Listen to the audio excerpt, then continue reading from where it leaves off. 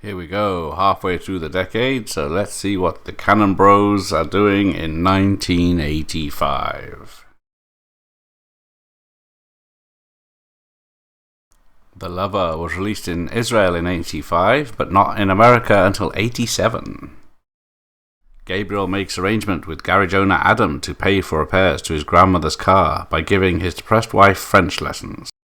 But their relationship goes beyond that of teacher and pupil as a passionate love affair develops. No trailer for this one, as it would probably be inappropriate for YouTube. Up Your Anchor, or Lemon Popsicle 6, was released in Israel in 1985. It's hijinks on the high seas when Benji, Bobby and Huey all set sail on the cruise of a lifetime.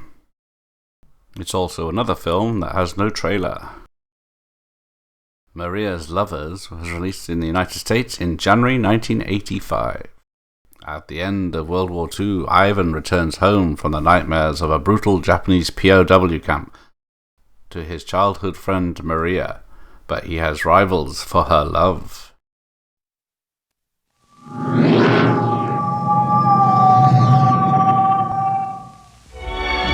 America, a time of celebration. Nastasia Kinski is Maria. For her, it is a time of innocence, passion, and the discoveries of womanhood. You're so beautiful, you could have any man in the world. I think I've loved you all my life.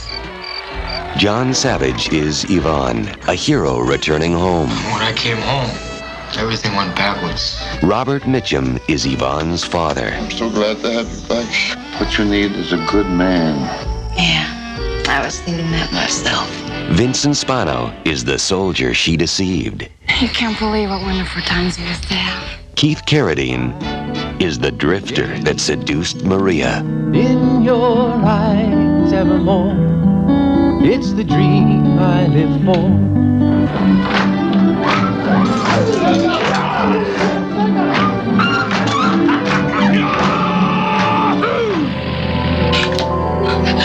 Think I don't have eyes? You think I didn't see that in there? You don't want to marry me? Good! I'll show you how much I love her! Desired, pursued, but never captured. Nastasia Kinski is Maria in Maria's Lovers. Passion in a time of innocence. Hot Resort was released in the United States in January 1985. Young guys are on the make to get a job at the resort hotel in the Caribbean.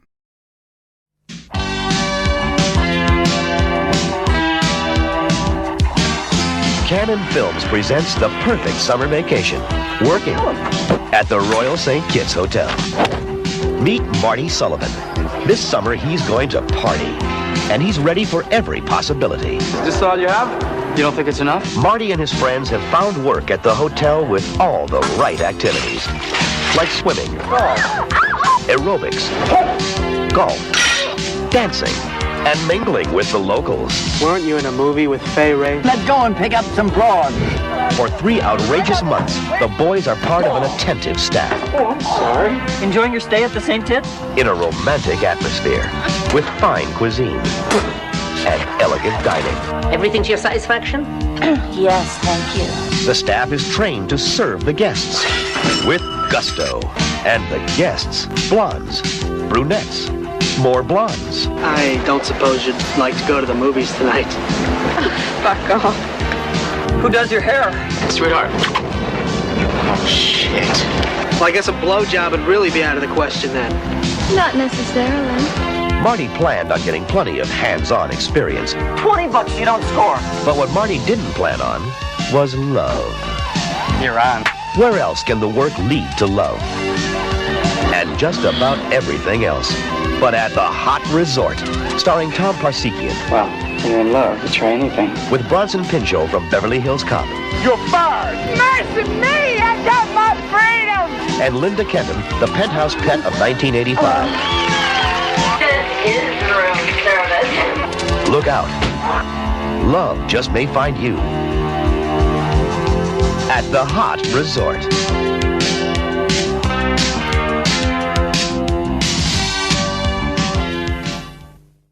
The Ambassador was released in the United States on January 11th, 1985. An American ambassador to Israel tries to bring peace to the Middle East conflict through unconventional methods, but his efforts are hampered at every turn and his personal life threatened.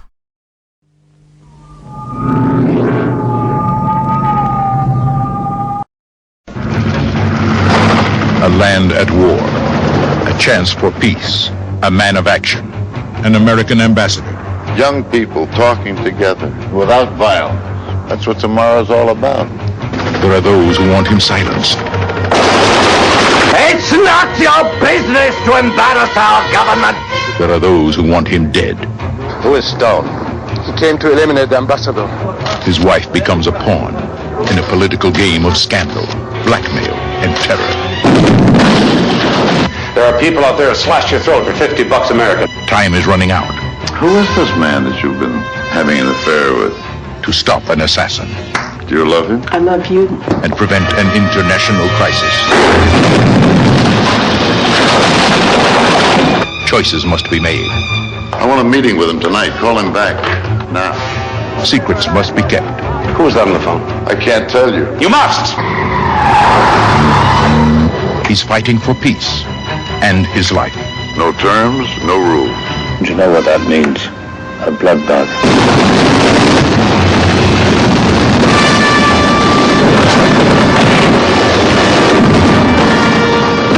Their greatest challenge. Their only hope. The Ambassador. Robert Mitchum. Ellen Burstyn. Rock Hudson. Donald Pleasance. The Ambassador. He's through negotiating. Missing in Action 2, The Beginning, was released on March 1st in 1985 in the United States.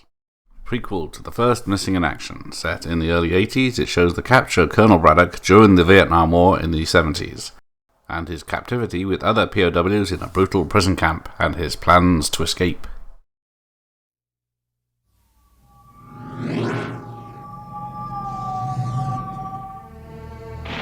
Vietnam, 1984. Chuck Norris frees the Americans, missing in action. Now, the secret of his rage can be revealed. Missing in Action 2, The Beginning. A war he couldn't forget. You're going down! Get ready to jump! The story behind his return. Vietnam, 1972. Captured in a savage jungle war. You men are not prisoners of war. You are common criminals. Imprisoned and tortured. He's not dead! God, no! Chuck Norris is a prisoner they couldn't break. And a soldier they couldn't hold. Look, our country has forgotten about us, and we have to do anything we can to survive. There's one chance for escape. That's our way out. He's breaking out and fighting back.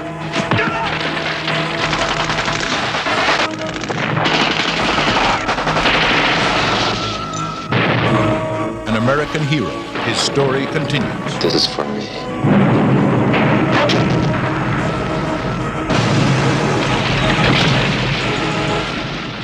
Chuck Norris, Missing in Action 2, The Beginning.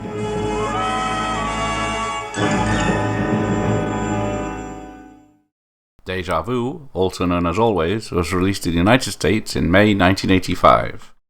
A writer who believes that he was reincarnated believes that his present fiancée possesses the soul of his fiancée in a previous life, a ballerina.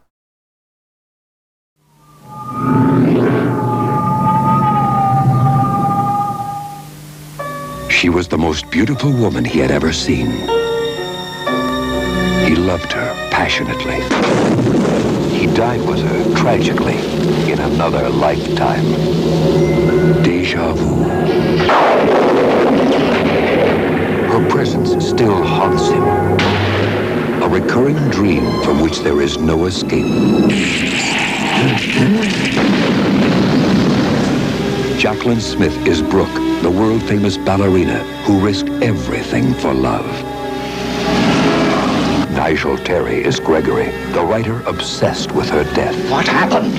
I have to know. I need to know. I have a right to know. How much more you want to remember? He must discover the truth about his life with her then, if he is to save himself now. Good enough, book. Never good enough. Never good enough.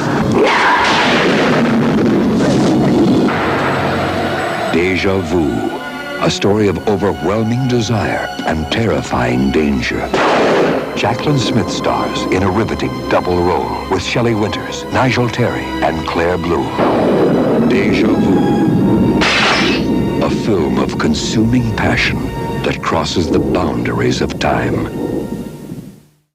The ACC Underground was released in the United States in September 1985. A simple friar and a local bishop set up a pipeline for hundreds of Jews to hide and escape the Nazis in World War II as easy.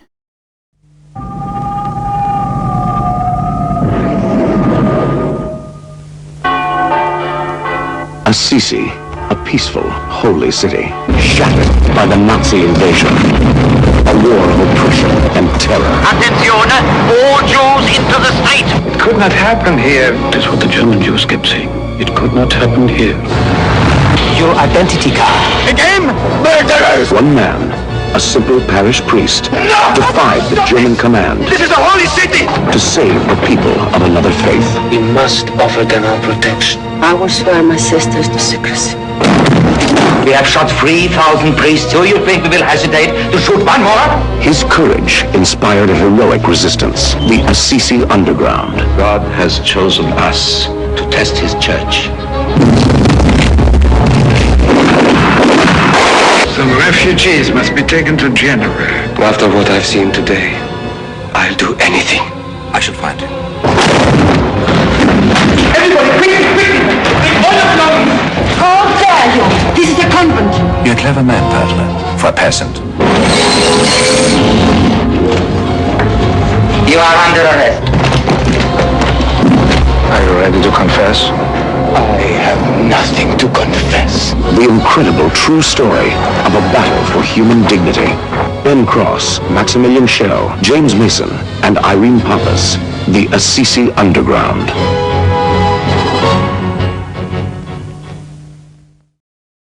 Rapping was released in the United States on May 10th, 1985. An ex-con and breakdancer helped save a neighborhood from a greedy developer while trying to win a rap contest.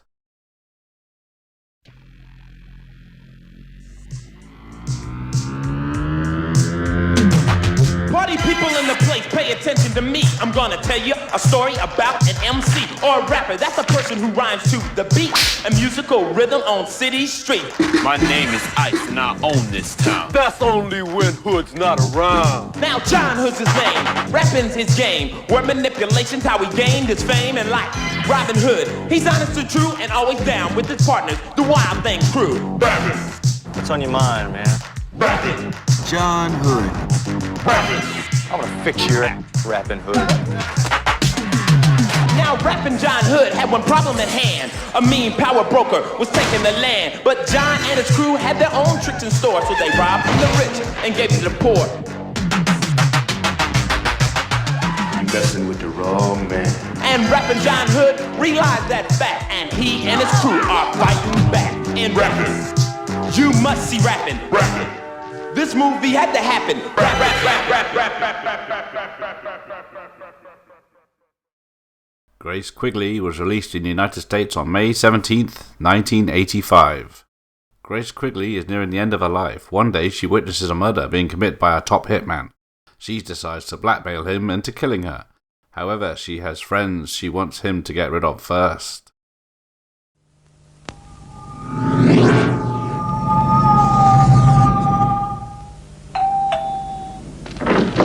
No soliciting. It's against the law. So is murder. Katharine Hepburn is Grace Quigley, a woman with a special interest in murder. Gangway! Nick Nolte is Seymour Flint, a hitman with a guilty conscience. Seymour, 1 week you tell me I don't want to hurt anybody, Doc. The next week you come in here and you tell me who you killed. Yeah, I know how mixed up I am. That's why I pay you $75 an hour to unmix me. What happens when a hardened criminal teams up with a sweet old lady? I want someone killed, and I think you're the man to do it. Grace wants to help her friends go out in style. You're asking me to commit murder. Think of it as a favor to a nice hope and a good deed. They form a partnership to lay her friends to rest. He took one look at me and killed over dead. Now, if you would agree to a special group raid, we could really make a killing. Soon, their business starts booming. Who the hell are all these people? What have you told them about me? He's a jolly good fellow. But a hitman can only go so far.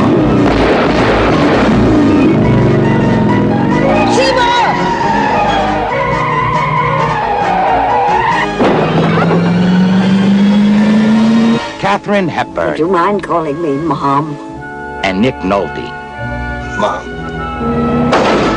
In Grace Quigley.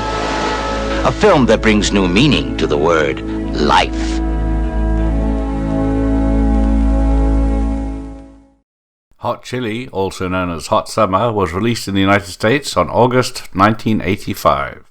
A group of American teenage boys go south of the border to work for the summer at a Mexican resort. There they encounter many wacky guests and have zany adventures.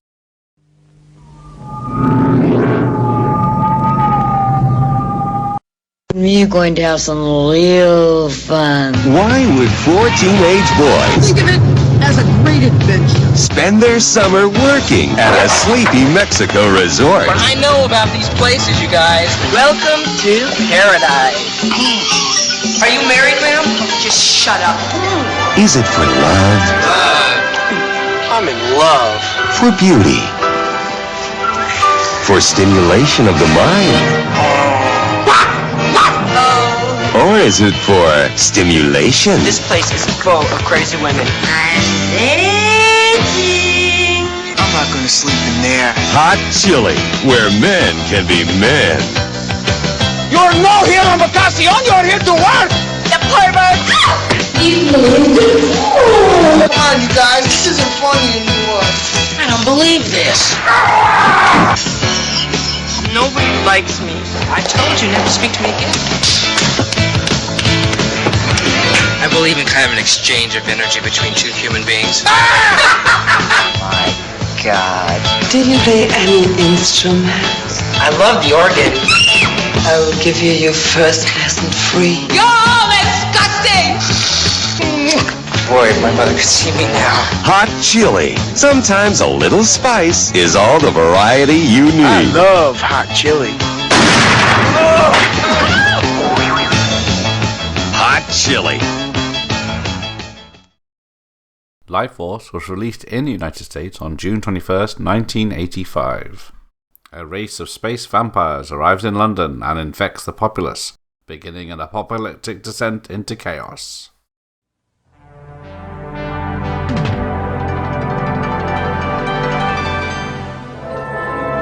From the director of Poltergeist and the writer of Alien comes a terrifying new film. I'm getting a very small radar cross-section.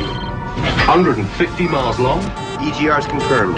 Tell them we have an artificial object out here. In the tale of Halley's Comet, there's something wrong. Something ancient. Something evil. Jesus. Houston, we have a problem. Something's happening to me. Something hungry that's brought to Earth. She's destroyed worlds. That girl was no girl. She was totally alien to this planet and our life form. And totally dangerous.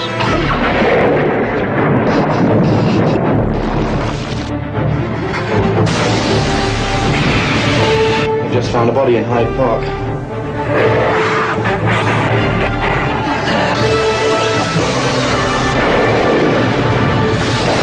Life Force.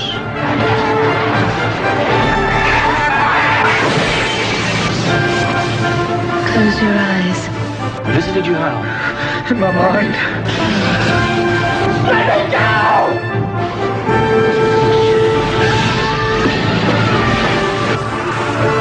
It's already spreading.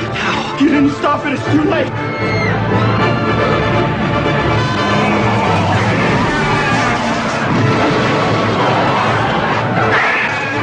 Come. Be with me. Life Force. The Terror. has just begun. Thunder Alley, also known as Thunder Warriors, was released in the United States on August 1st, 1985. A group of friends start a rock band, but as soon as they start their rise in the music world, they get mixed up with drugs.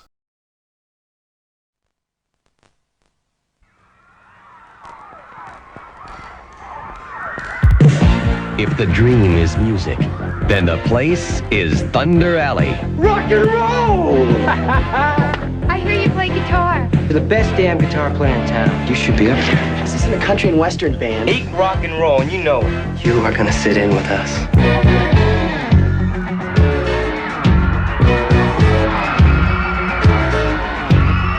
You got the talent to go places, and I can help you get there. You're good. Really good. You play the music, and I do the talking.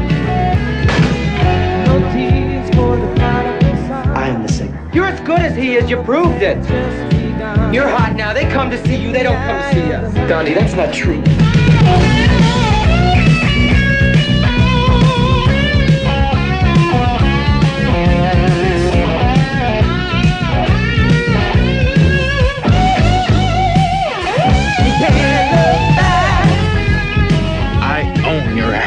I don't start getting 100%, I'll tear this sucker up and you can go back to playing high school proms for all I care. We're late, Donnie, that's why. There wouldn't be a band if it wasn't for me! No!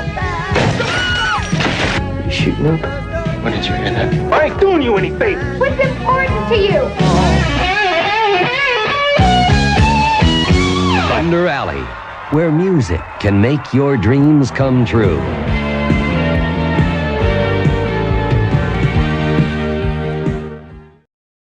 American Ninja was released in the United States on August 30th, 1985. American soldier, obviously skilled in martial arts, single-handedly takes on mercenaries in the Philippines.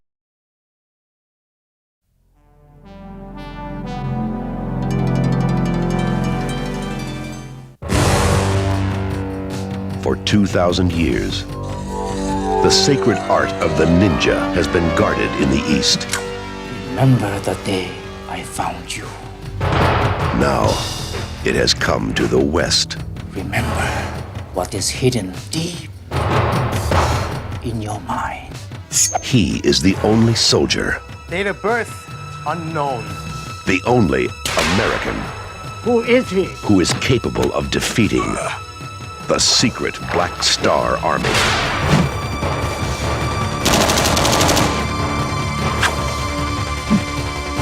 The mission to hijack a U.S. military arsenal. Your destiny, my son, awaits you. The adventure. The confrontation.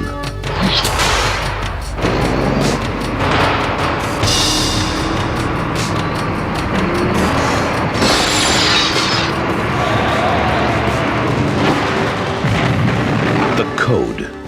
I will honor the code, Father. The invasion.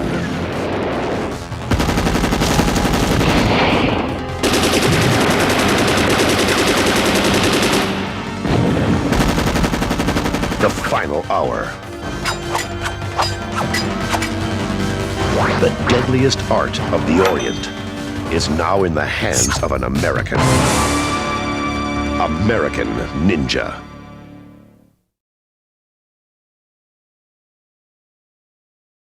Hard Rock Zombies, also known as Heavy Metal Zombies, was released in the United States on September 1985. A freshly out-of-the-grave band of hard rock zombies is thirsting to take their sweet revenge as they give the performance of a lifetime.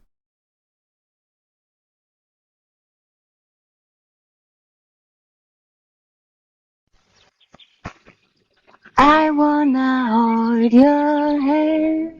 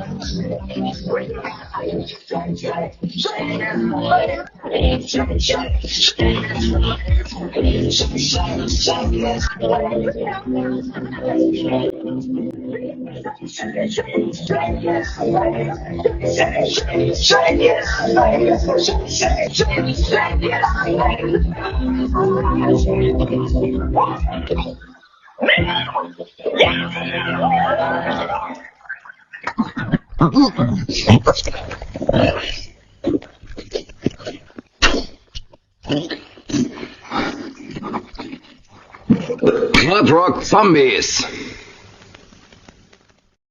War and Love, also known as The Children's War, was released on September 13th, 1985 in the United States.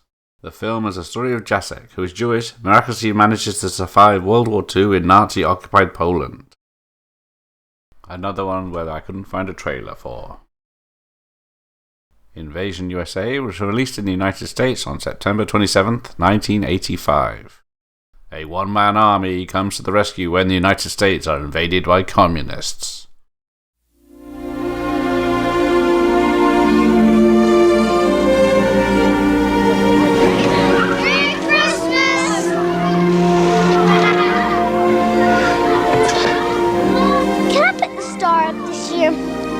Time for dinner! No one thought it could ever happen here. They are an army of international terrorists. America has not been invaded by a foreign enemy in nearly 200 years. Their target, America. Their objective, control. 18 hours from now, America will be a different place. Now, only one thing stands in their way. It's time to die.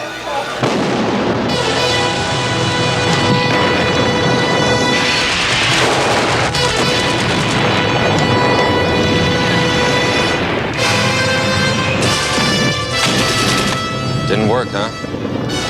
Now it will. They wanted a war. See you in hell. He gave them one. Send me a postcard. Chuck Norris. Invasion USA.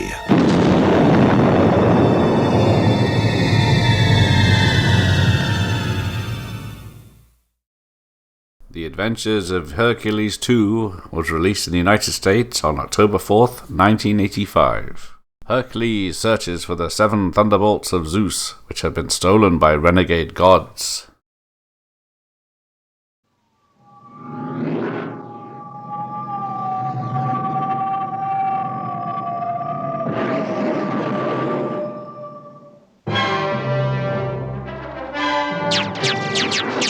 From a world beyond imagination, the man with supernatural strength, Hercules, returns to save humanity from the destructive forces of evil. Sorcerers and magicians join forces in the ultimate master plan to rule the earth. Lord of fire! Hercules must summon untapped strength in an attempt to save mankind. Monsters of every description battle for the honor of killing Hercules.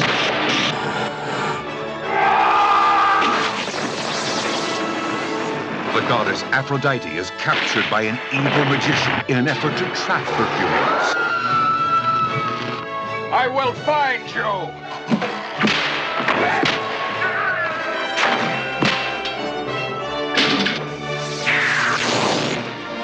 The heavens become a battlefield when Hercules meets his match. The incredible Lou Ferrigno in the all-new Hercules 2, The Adventures of Hercules. The legend is back. The Berlin Affair was released in the United States in October 1985. In Berlin, 1938, Louise, a diplomat's wife, begins an affair with Mitsuko, a Japanese artist. Heinz, Louise's husband, discovers and pursues Mitsuko. The place is Berlin, before the chaos of war, in the heart of the most decadent city on earth. An astonishing scandal begins. A diplomat and his wife enjoy a perfect marriage until the day she first appeared. I know my wife has been drawing you, and I say that the model is much better than the portraits. There was nothing they could do. The seduction is so intense, What is this? so deadly, I don't want your compassion. it becomes the only reason to live. If they surrender, You're not the husband and the wife anymore. it can destroy them. The Matsugai family is involved. This could damage the Reich. It is beyond pleasure, Look, we've got to stop this. You know very well it's impossible. beyond reason, Nice trick. Putting me out with sleeping powder. beyond control.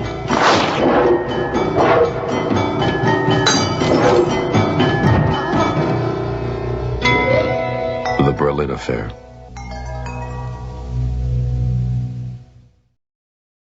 Death Wish 3 was released in the United States on November 1st, 1985.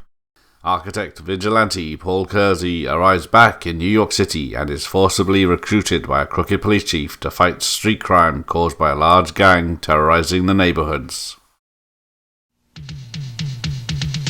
Charles Bronson. Death Wish 3. First, they took the streets. Then, they took it all.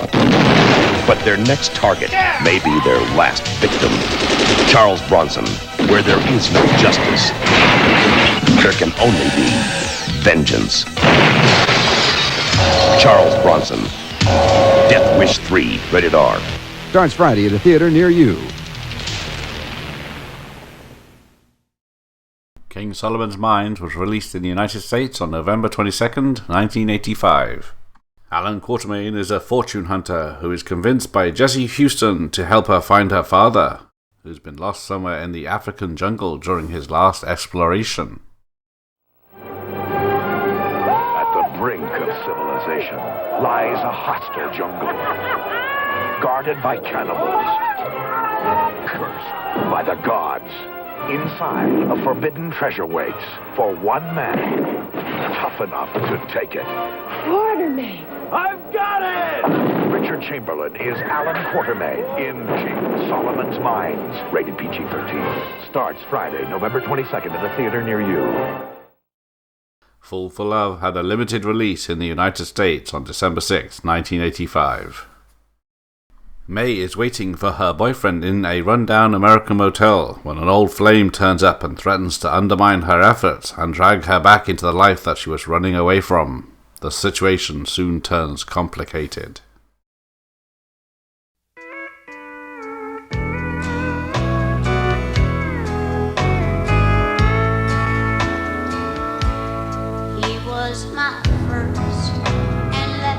You know how many miles I went out of my way just to come here and see you? Now you desperately need me? Now you can't live without me? I came to see if you were all right. Some people fall in love. I don't need you. Eddie tumbled. Your neck kept coming up for some reason. I kept crying about your neck. You miss my neck. Some people live for love. Where you been, Catmandu or something? 2,482 miles! So what? May runs from it. Don't you come near me! Don't you think about it. Some people play at love. I'm starting to think you weren't gonna come. I had to water the football field down at the high school. Others kill for it. Man, get away from the door. Come on. Come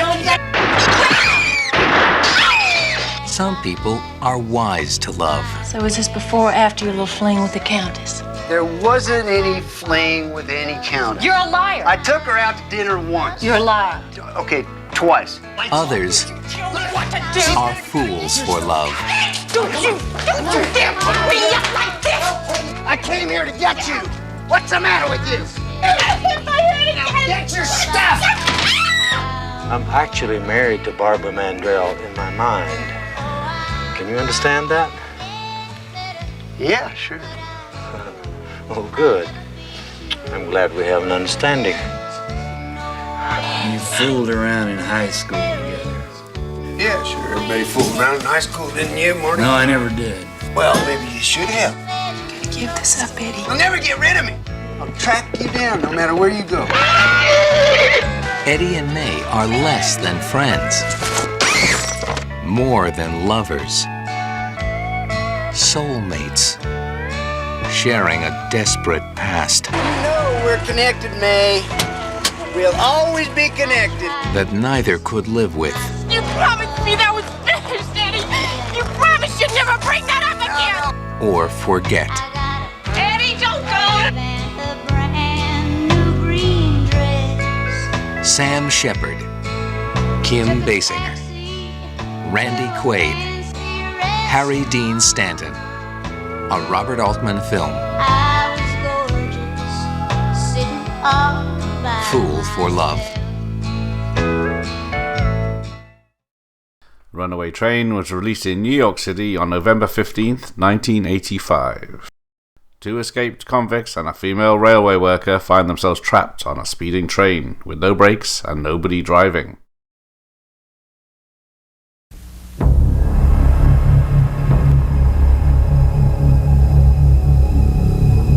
The most gripping and entertaining film I've seen in many months, maybe years, 10 plus. Gary Franklin, KCBS TV.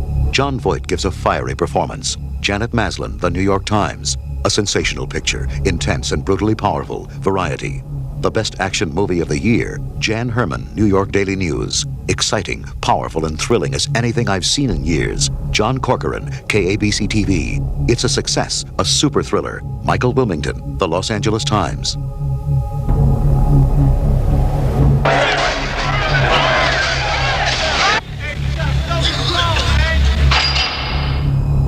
He's pushing me. Please, try again, and I'll send you out of here in plastic. He wants me to jump the wall.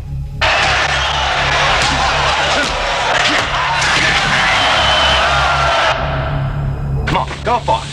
Thanks, youngster. I owe you one. Hey, Manny, take me with you. They escaped together. They battled the elements. They achieved the impossible. Smile, man, we're free. But their train to freedom was out of control.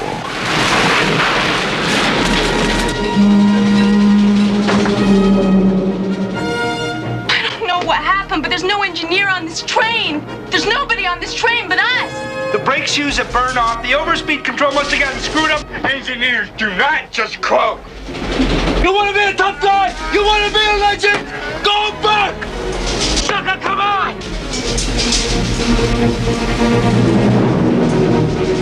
They ain't getting caught alive.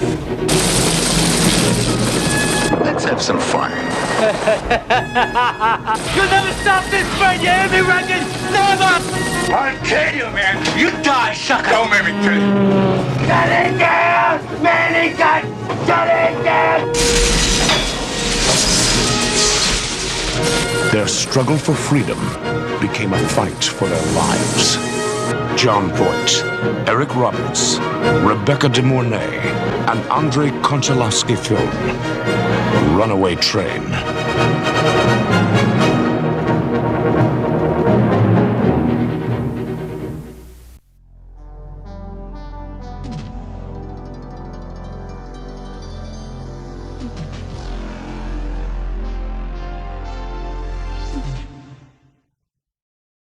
Coming out in 1986, the sequel to Invasion USA, Night Hunter.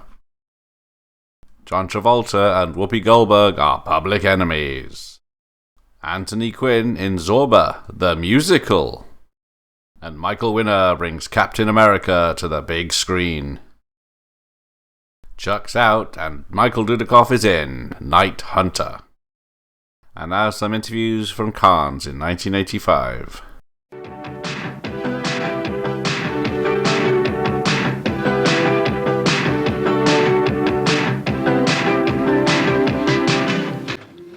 Good morning, I'm Gordon Steele.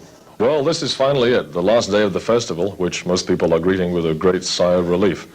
It's certainly been a long, hard 2 weeks, but most sellers are claiming better business this year than last. Favorite tonight for the Palme d'Or Award, which will be announced at 7:15, seems to be Mishima, although it's a pretty even money bet all around. The change in dates of the American film market, which leads to a clash next year with the Berlin Film Festival, will be worked out for 1987, according to both organizations. As yet, it's not quite clear who will move into where, but it will be announced shortly.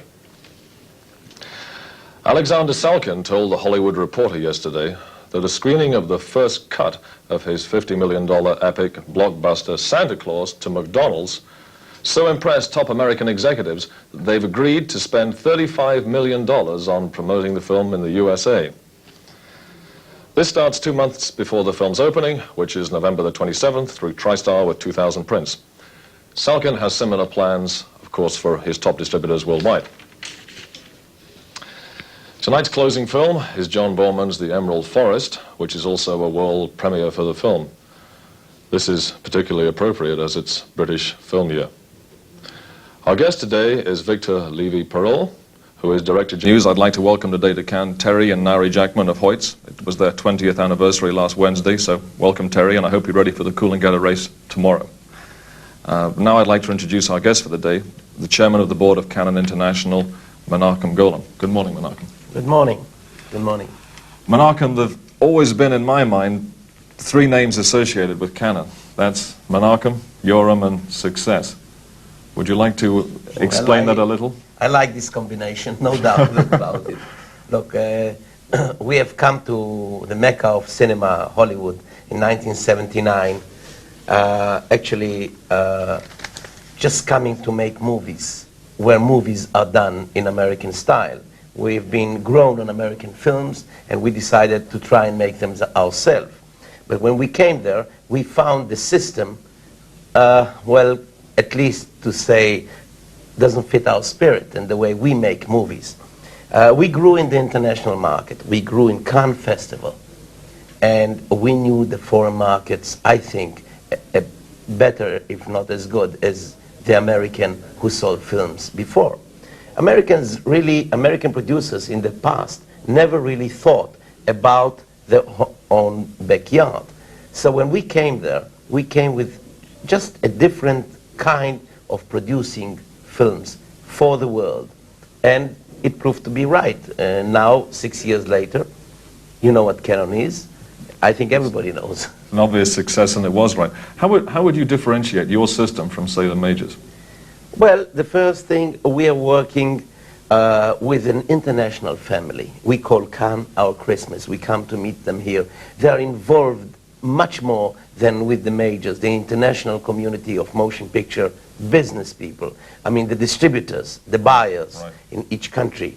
We meet them every year here. We discuss things with them. They hear about our projects. We talk to them about our projects, and they buy our project. And when we do not announce films normally that we do not make, and you know Hollywood, there's a lot of BS. I mean, Hollywood, 90% is talk and 10% is making motion pictures. We are motion pictures makers, and the world know about it. Sometimes we make better films, sometimes we don't make such good films, but we do make films. That's the name of the game. And look where we are today. You just mentioned some of the directors who are working with us. We're making a film with Liliana Cavani, Andrei Konchalovsky, a master Russian director, is working with us. And at the same time, we're working with commercial stars, and we're making American motion pictures that are grabbed by the international market. Which of your films are your personal favorites? What do you predict is going to be your big successes out of your slate?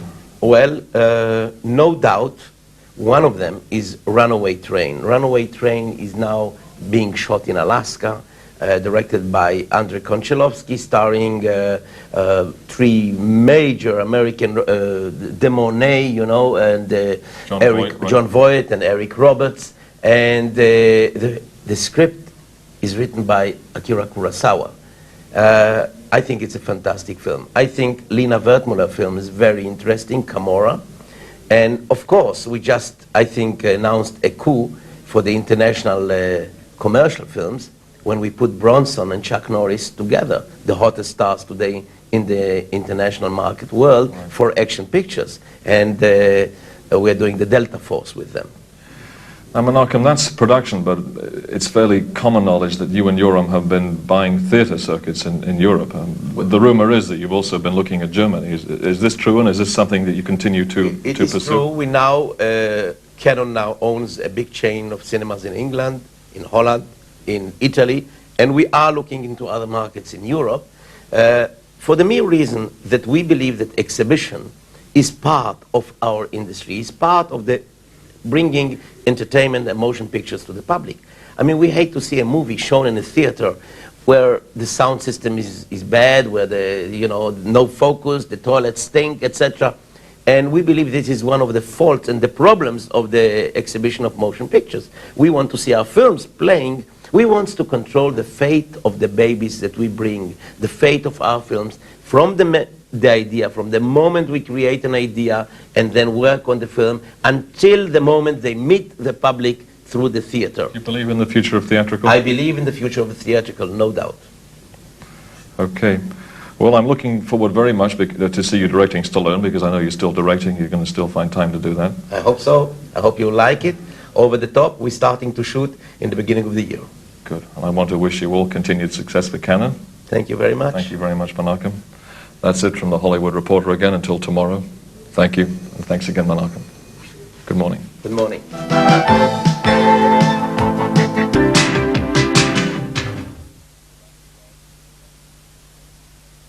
Rapid rise of success of PSO. I mean, you started, what, 7 years ago as a sales agent. Today you're considered practically a major, at least an independent major.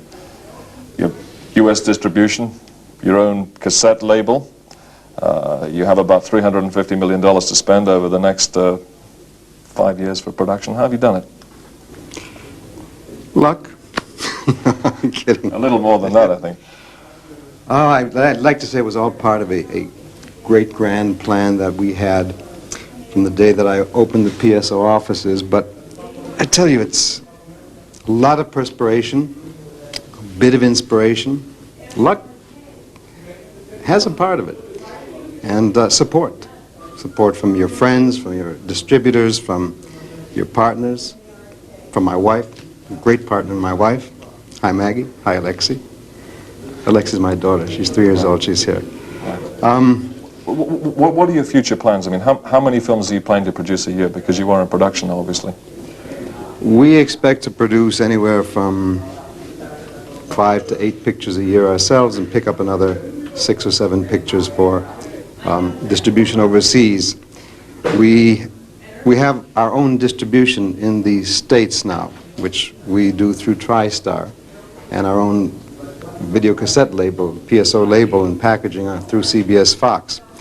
But I think what's most exciting is the lineup of pictures we have and the filmmakers that we've been able to attract. It's not easy for the new kid on the block, and that's what we were basically. We were the foreign kids, you know, who knew how to sell pictures overseas and distribute and market them, but had not primarily been in the U.S. marketplace. And the industry looks at whether or not you can really attract the top projects, the top directors, top producers, and so, and they look upon it with skepticism. And I think we have been lucky in being able to attract talent like, well, 9.5 Weeks we have coming out shortly. This is Adrian Lyne's first picture after Flashdance. We are going shortly into production with Short Circuit, which is a $21 million picture, which John Badham will direct. Badham did Saturday Night Fever, he did Blue Thunder, War Games. We just signed, just a week before coming here, Richard Donner to do Lost Boys. And we're doing that as a co-venture with Warner Brothers. Donner did Superman 1, he did Omen 1. I was going to do Lost Boys 1. You mentioned before Legs, which really is not starting in September. It's starting next February, which we're going to shoot almost entirely in Italy. We've worked with Francis Coppola for many years. As a matter of fact, I know that you had Menachem on television the other day. We go back, I used to act, see. In 1962, I did a picture for Roger Corman in which the head grip was Menachem Golan and the sound man was Francis Ford Coppola. Distinguished company. So what's happened since then, of course, Francis and I have had a long relationship ever since then. We've handled about 5 of his pictures overseas, and I'm delighted that we are now producing a picture which Francis is directing called Legs, which is the story of the famous Legs Diamond. Yes. How did you get your start? How did I get my who? Your start. How did you start out? As an actor. As an actor. And then? I did about 10 pictures in the U.S., and then I did about 40 pictures in Italy. And what happened was, at a certain point in time, it's very difficult for an actor to sustain a momentum. He either goes, achieves major stardom, or begins to fall. Well, I began to fall, so I said the way for me to make certain that my career stays in place is to write my own scripts for myself as an actor, which I did, but then the directors who directed these scripts that I wrote for myself as an actor didn't seem to get the performance out of me that they should have, so I decided the best thing is for me to become a director, which I did, and I directed about 4 pictures, 3 of which starred myself, 1 of which starred myself as twins, as a matter of fact. But the producer didn't give me enough money to make the picture properly, so I became a producer, and I produced 5 pictures, 4 of which starred myself, but that didn't make me a star, as it turned out. As a matter of fact, the reason I was sure was because the distribution was bad. So I finally became a distributor, and that was such a nice experience that I came to the States, opened PSO, and here we that's why I'm here today. What do you get your satisfaction now from distribution, from production? I get my satisfaction, I guess, from the success that the company's had. I'm creatively involved with the projects. Many people have asked us, since you've given up acting, do you miss it quite a bit? And the fact is that I'm heavily involved creatively from a directorial standpoint, if you will, because I can talk to the directors, I can talk to the actors, I've been on both sides of the camera, and it allows me to understand where the creative talent is coming from and talk to them in their own language, which I think is also perhaps part of the reason that we've had success in attracting this kind of director. Mark, I'd like to wish you all continuing success with PSO Delphi. Thank you for coming in. And that's it from the Hollywood Reporter this morning. We'll be seeing you tomorrow. Goodbye. Universal Pictures said they didn't want to distribute it unless I re-edited it, and I had final cut and I refused to re-edit it. And it was shown for, they said they were only going to show it for 2 weeks in New York, 2 weeks in Los Angeles, 3 days in San Francisco, and shelve it, which is what they did. And I ended up owning it, and it's now 14 years since the Venice Film Festival, and I think it's time for it to be seen in Europe. It's never been seen here. What's the film relations to Andrew Milner on his promotion to the Director of International Theatrical Distribution at CBS Productions? And happy birthday to Stephen Paul.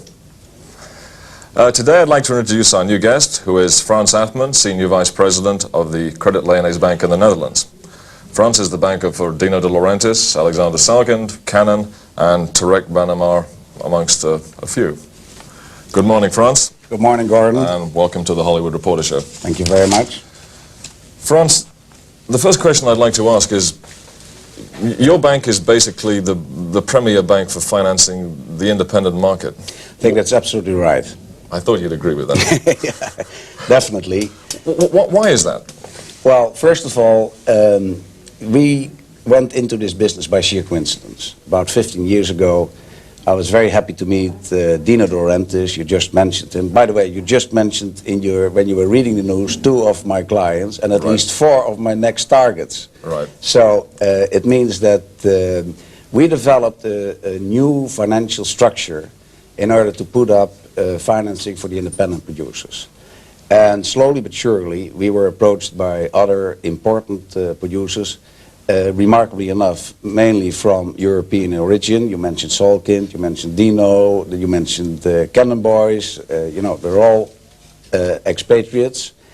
And so along the way, we developed this structure, and I must admit that actually we never ever got in touch or involved with the major companies, because they may not need us or we may not need them. I don't know what it is, but we're very, very happy with the independent producers. Are they in your future plans, the major companies?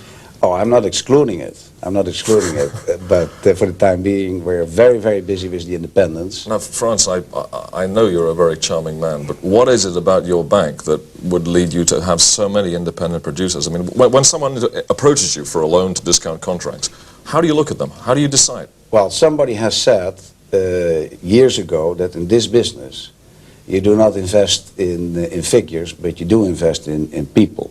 So the most important thing for us is that we check his track record.